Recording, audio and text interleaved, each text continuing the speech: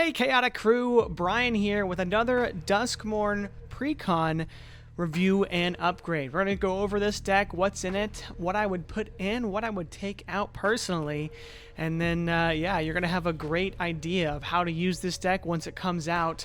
Now, we are giving away a free Duskmourn Commander Precon, one of your choosing, anywhere in the US. You just have to comment on all of our Precon upgrades for Duskmourn. This is the second out of 4, so make sure to subscribe, hit that notification bell so you are aware when the next videos drop. But let's dig into this one. This is an Esper Enchantments deck, Miracle Worker, because the commander is Amanatu, Veil Piercer. 4 mana for a 2/4. At the beginning of your upkeep, Surveil 2. Each enchantment card in your hand has Miracle. Its Miracle cost is equal to its mana cost reduced by 4.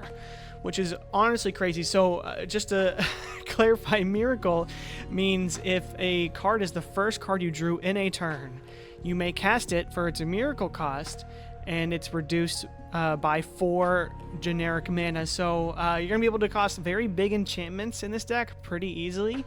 It'd be really cool to be able to draw cards in your opponent's turns as well. That's a cool way you could go with this deck. Maybe the best way to go about it, actually. But this Precon just focuses on your turn, putting some enchantments in the graveyard, going ahead and just getting lots of really great value from the enchantments you have. So it's a really fun deck, and they had some spicy new cards that are going to be great as well. So let's just dive right in to the deck itself, starting with creatures. Starfield Mystic, 2 mana 2/2, helps your enchantment spells cost 1 less to cast, but an enchantment you control is put into a graveyard from the battlefield. You put a 1/1 counter. Pretty much you're playing Starfield Mystic because it reduces the cost of enchantments, right? So if you're doing Miracle cost, that's 5 less, right, that it already has. So pretty great there. And then Ancient Cellar Spawn is a new card from the set, a 3/3 enchantment creature horror. Each spell you cast, it's a demon, horror, or nightmare, costs 1 less to cast. When you cast a spell, if the amount of mana spent to cast it was less than its mana value, target opponent loses life equal to the difference. So this is really playing off that second ability of our commander, right, where we're casting spells for 4 mana less. So we can ping players for 4. I don't know if it does enough in here to really warrant it staying, but it's a really cool card. It's going to see play in a lot of other commander decks, and probably Legacy as well. Oromancer, a 3 mana 2/2. When it enters, you return an enchantment from your graveyard to your hand. Since we're surveilling a lot here, definitely not a bad idea, right, to surveil a card to the graveyard if you have Oromancer in hand, and go ahead and, you know, cast this to draw a card, essentially, bring it back to your hand. That could be neat. Burnished Heart is some quick ramp, colorless ramp. Not the best anymore, but it's still there. Mesa Enchantress, 3 mana for a 1/2. Whenever you cast an enchantment spell, you may draw a card. So just pretty much getting you refilling the hand whenever you cast those enchantments. Moonblood's Cleric, really nice because it sets the top deck of your library. When it enters, you put an enchantment from your library on top of your deck. So it's pretty great there. Next up is the alternate commander of the Precon, X of anything, and of course Esper for a 3/3 flyer. When it enters, put X1 counters on it and mill twice X cards. Each enchantment card in your graveyard has escape. The escape cost is equal to the card's mana cost plus exile 3 other cards from your graveyard.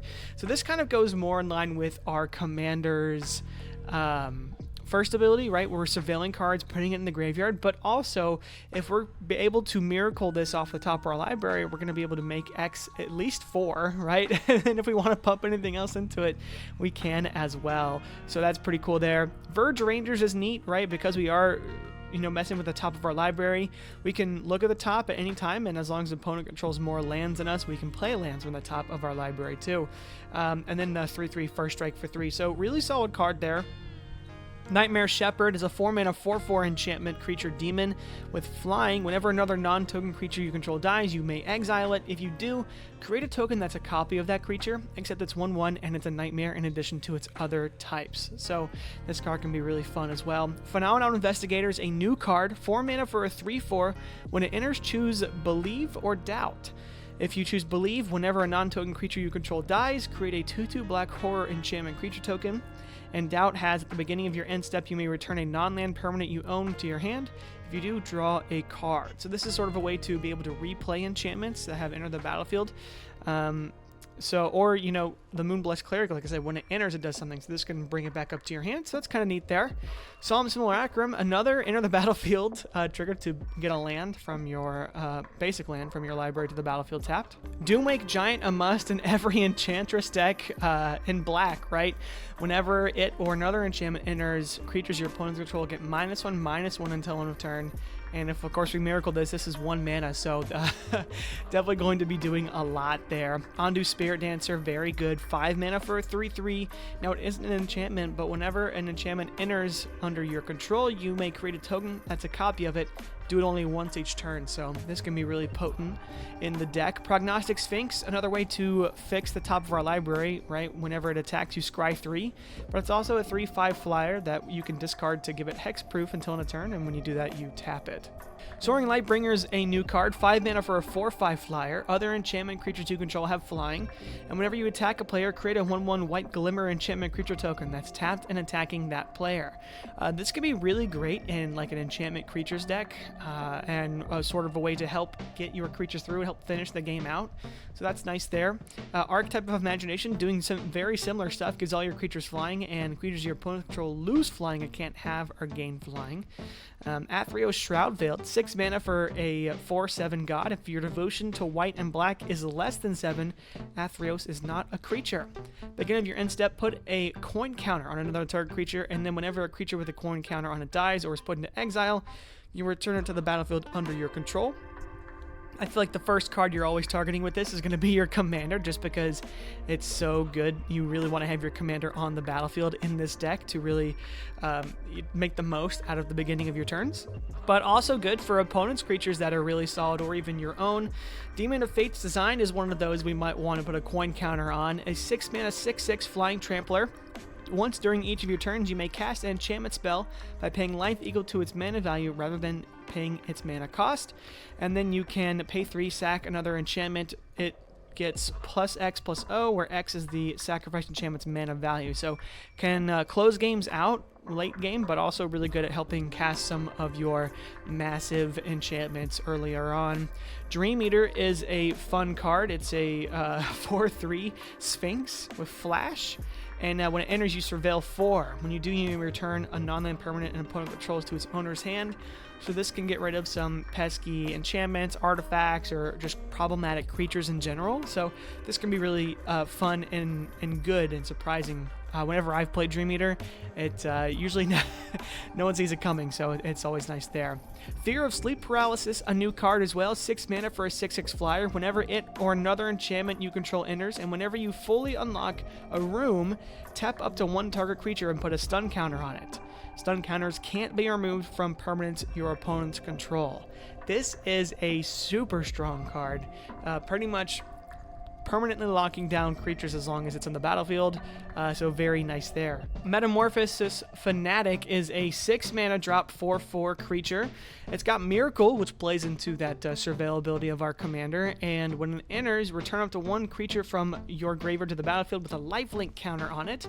With some of these cards that want us to pay life instead of cast these spells like Demon of Fate's Design, this is definitely going to help gain us some life, and it's is taking from our graveyard. We have some really strong enchantment creatures, so very solid card here. And then it comes with Arvinox, the Mind Flail, of 9/9 enchantment creature. It isn't a creature though unless you control 3 or more permanents you don't own. At the beginning of your end step, exile the bottom card of each opponent's library face down. For as long as those cards remain exiled, you may cast them. You may pay mana of any color to cast them. So this is a nice little value engine, right? It's essentially drawing you 3 cards from your opponent's deck, which is neat, but doesn't really play too much into what the deck does. It just sort of is like semi-card draw. Then we have our spells. Brainstorm, a really great card for this deck. You can do it at your opponent's end step right before your turn, or right before you're about to, after you surveil with your commander, or whenever, right? And whenever you do that, you draw 3 cards and put 2 cards from your hand on top of your library in any order. So this is a great way to, if you have a card in your hand you want a miracle, you can just put it back on top and draw it for turn.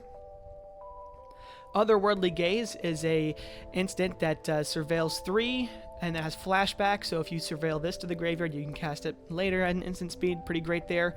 Ponder is amazing. Portent as well are pretty good cards to help change what the top card of your deck is.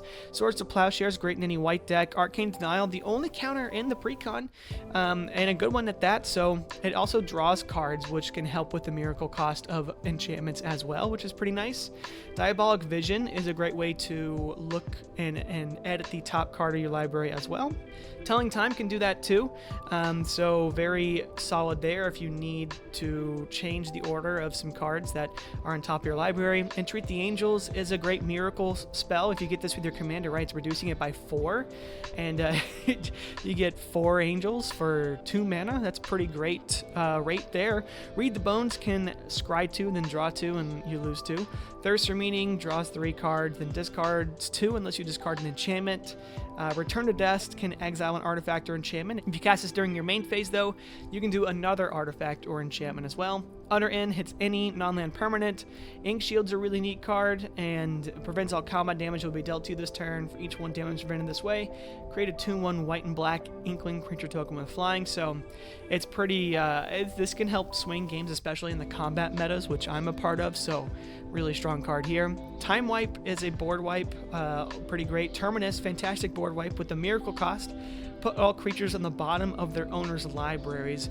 Really gonna hurt all those creature-heavy decks. We have a lot of creatures, but we have a lot of just strict enchantments too, so this isn't gonna hurt us as much as it'll probably hurt some of our other opponents. Amanatu's Augury is amazing. You exile the top 8 cards of your library, may put a land card from among them on the battlefield. Till end of turn, for each non-land card type, you may cast a spell of that type from among the exiled cards without paying its mana cost.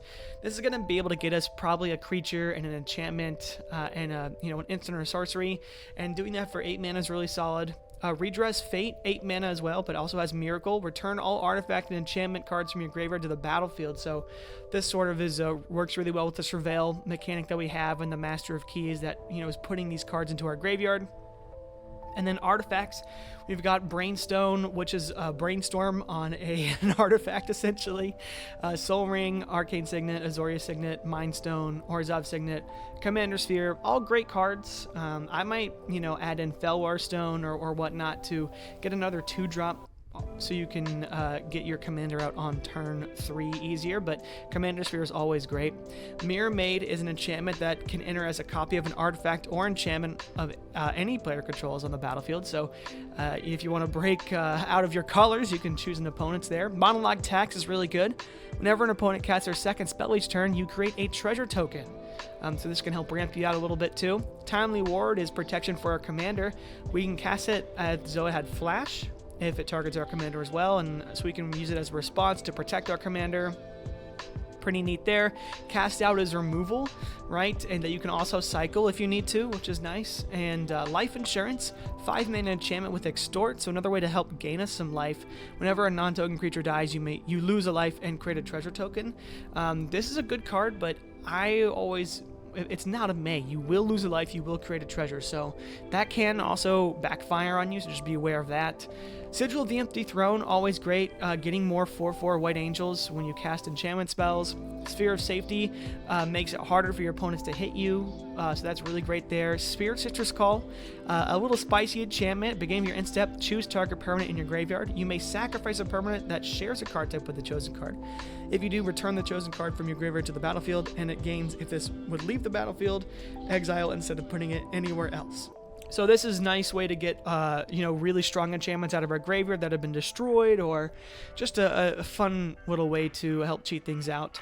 The Eldest Reborn is a removal. Each opponent sacrifices a creature or planeswalker in the first chapter. Second chapter, each opponent discards a card. Third chapter, you put a creature or planeswalker from a graveyard on the battlefield under your control, so there's some more reanimation there. Bottomless Pool, Locker Room. Here we're getting into some of the rooms. This deck comes with 3 rooms, and this is the first one. Left side's Bottomless Pool for 1 blue mana. It has when you unlock this door, return up to 1 target creature to its owner's hand, so pretty good temporary removal, or even to bounce your own creature, right? That's pretty nice. Other side is Locker Room for 4 of anything in a blue. Whenever 1 or more creatures you control deal common damage to a player, you draw a card. So this is kind of nice if you can get in for damage here and there. We have some flyers that can get in, right? We will be drawing cards, which is very helpful. Let's just go over the other rooms while we have them. This one's brand new in the deck, and left side, Secret Arcade for 4 and a white, and it has non-land permanents you control, and permanent spells you control are enchantments in addition to their other types, so could definitely help with some of the synergies there that help, you know, with Omnoptu's ability, being able to draw them and cast their miracle costs. The right side is Dusty Parlor for 2 and a white. Whenever you cast an enchantment spell, put a number of +1/+1 counters equal to that spell's mana value onto one target creature. So you can buff your opponent's stuff, you can buff your stuff, and this can get out of hand pretty quickly. And then the last room in the deck, Grant Vince on the left side, 3 of anything and a black. When you unlock this door, it deals 6 damage to target creature and opponent controls, and you will gain life equal to the excess damage dealt this way, so that's kind of neat there. Right side is Access Mace for 5 of anything and 2 black, and it says once during each of your turns, you may cast a spell from your hand by paying life equal to its mana value instead of paying its mana cost. So very solid there. Back to some of the other enchantments. We have Extravagant Replication. Beginning of your upkeep, create a token that's a copy of another target non-land permanent you control. So this deck is creating a bunch of copies with a few of the cards we have of our really strong enchantments, so that's going to get out of hand pretty quickly. Shark Typhoon, 1 enchantment that if you copy will definitely get out of hand. Whenever you cast a non-creature spell, create an XX blue shark with flying, where X is that spell's mana value. So really, really strong card, especially if you can get this out for 2 mana with your commander. You are cooking pretty hard there.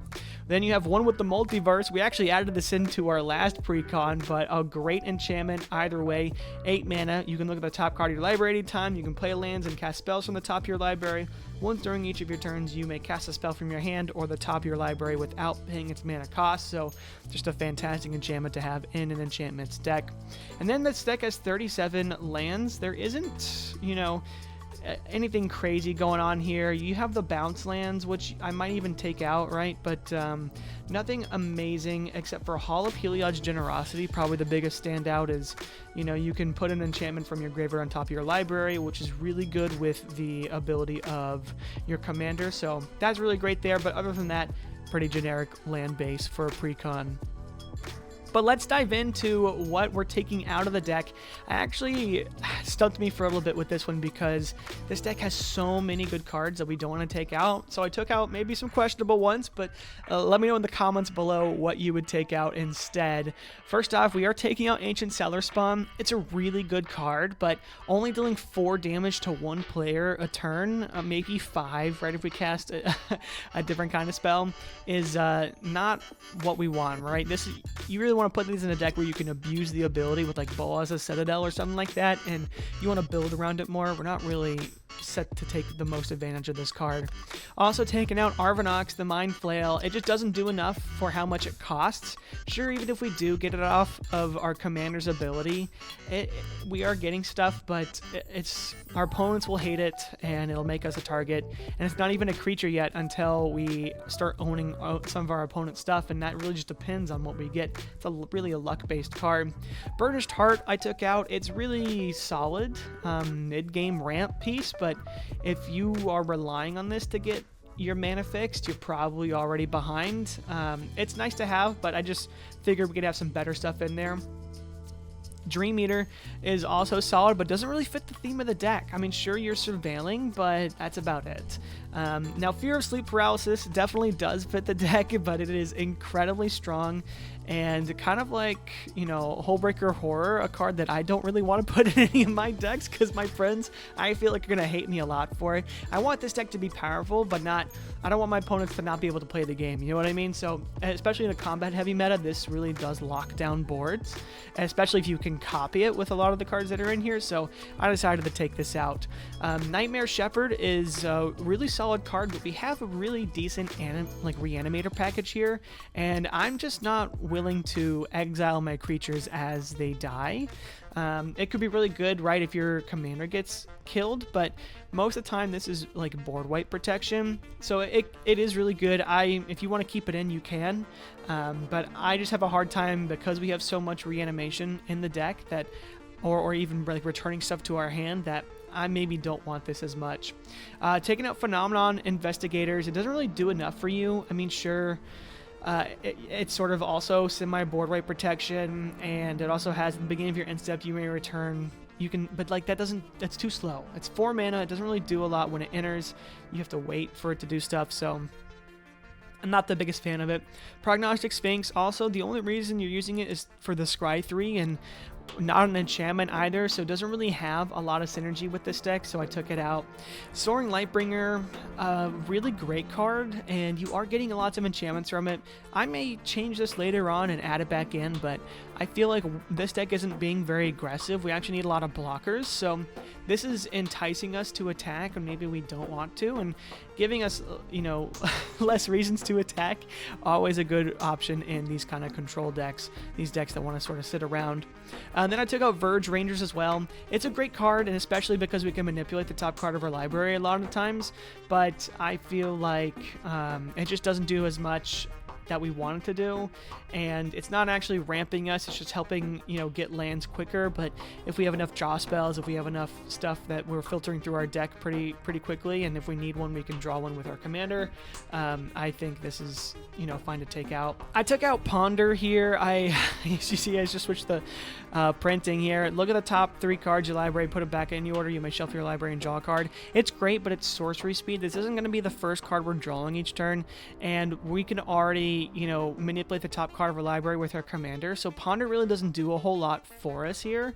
Portent is actually a lot better because it's going to be able to let us draw a card in the next turn. So being able to draw a card in our opponent's turns is more important. So that's why I took out Ponder here. Telling Time is also solid. It helps manipulate the top of our library, but I mean, like I said, we can already manipulate those cards, and this isn't really a card draw. It's just a little deck thinning slightly. So I want more powerful cards that we want to be getting off with our commander.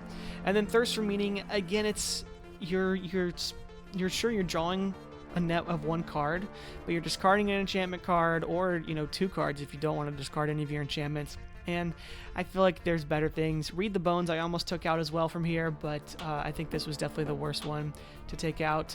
Life Insurance, like I said, it could have a drawback, so I ended up taking this one out, especially because the board wipes we have, right, aren't exactly board wipes. We do have Time Wipe, but Terminus isn't really wiping the board, so I feel like we want to abuse the most out of this if we're putting it in a deck, and I just don't like how you can't control it. Halimar Depths I also took out just to make the land base 36. This is, again, a land that enters tapped that can, you know, manipulate the top of your library, but you pretty much only want to be playing tap lands in the beginning of the game or later when it doesn't matter. Now, it can help you later on, but again, our commander already does sort of the same thing, so why do we need a land that does it too? I don't know, but let's move into what I added in here. And I actually just want to point out one of the cards I added in, not on Moxfield quite yet, but Entity Tracker, 3 mana for a flash creature. Whenever an enchantment you control enters, and whenever you unlock a room, you draw a card. So some good draw power there in mono blue Enchantress decks, and definitely something I wanted to add in here, but I couldn't quite find it on Moxfield yet. But really good there to draw cards. We added Inquisitive Glimmer from the main set as well, which makes enchantment spells cost 1 less to cast, and unlock cost pay 1 less to cast as well. So definitely just helping us cheat out our enchantments even more, doing more of what our commander does. She's probably going to be targeted a little bit, so having more ways to, you know, make the enchantments that we do have in our hand, or, you know, when our commanders aren't in the battlefield, cost less is definitely helpful. Same with Starnheim Courser, just making artifacts and enchantments cost 1 less to cast for us, so that's pretty neat there. And then a 2/2 flyer is not bad as well. Last creature we are adding is Victor, Valgavoth's Senescal from the main set. Whenever an enchantment you control enters, and whenever you fully unlock a room, surveil 2 the first time this ability is resolved. Then each opponent discards a card the second time, and if it's the third time, you get a creature card from a graveyard onto the battlefield under your control. I feel like because, you know, we have a lot of high mana value enchantments, we may not get to the third one a lot, but we will occasionally, and when we do, it's going to be really solid. Now, for the instance, I added a protection spell and a Clever Concealment. Just really good to keep our enchantments, right? If someone does have a Farewell or an Austere Command that can destroy enchantments, this just helps protect all of our stuff. which is really nice there. And then I added a couple of removal spells. I feel like this deck was a bit lacking in the staples department as far as that. So I added a D-Spark to get rid of any permanent with mana value 4 or greater. Added Generous Gift to get rid of any permanent. So really good cards there to help deal with multiple things. And then the enchantments. We added some really good enchantments. Cacophony Unleashed, a great card. When it enters, you destroy all non-enchantment creatures. So really good, semi one-sided board right for us.